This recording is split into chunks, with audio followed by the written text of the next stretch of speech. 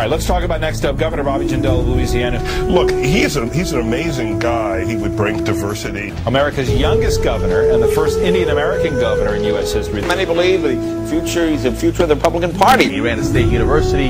He attended Brown. He would bring a ferocious set of brains, and I think has a bright future. Was a Rhodes Scholar, was admitted into Yale Law School and Harvard Medical School. And campaigned vigorously to say, look, I am a different kind of Republican. Jindal's a remarkable guy. He's very smart, and he may well be a presidential candidate. A pathfinder, a pioneer of greatness, a change agent. A new GOP rock star. And the governor of an interesting state.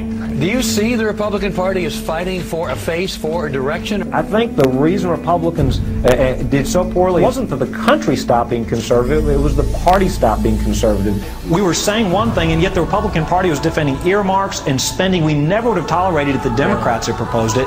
We've got to be the party of competence. Voters don't want you to pretend to be an imitation of your opponents. They want you to stick to your principles, and be honest. Even if you disagree with a voter, tell them where you stand. I think there's a path forward for the party. We got to be consistent with our principles and stop making excuses for corruption and wasteful spending.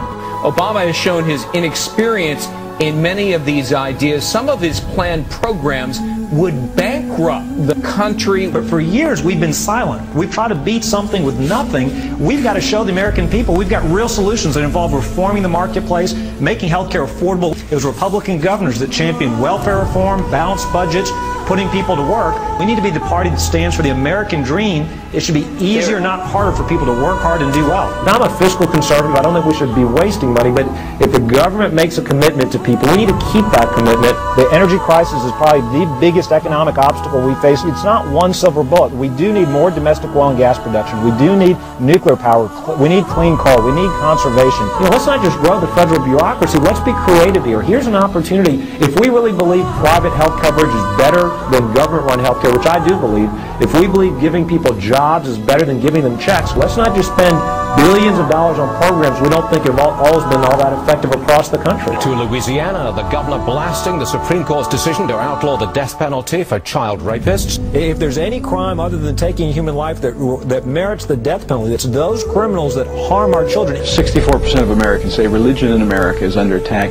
Christians, even non-Christians, coming out and saying this is ridiculous. We can be true to our conservative principles, but we have to apply those principles to issues that matter. Let me be clear, I'm proud of my Christian faith. I've got nothing to hide.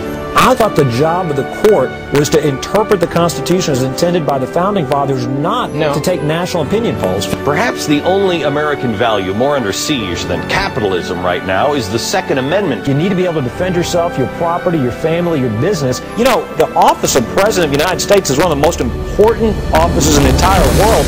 I think voters are looking for who's best qualified.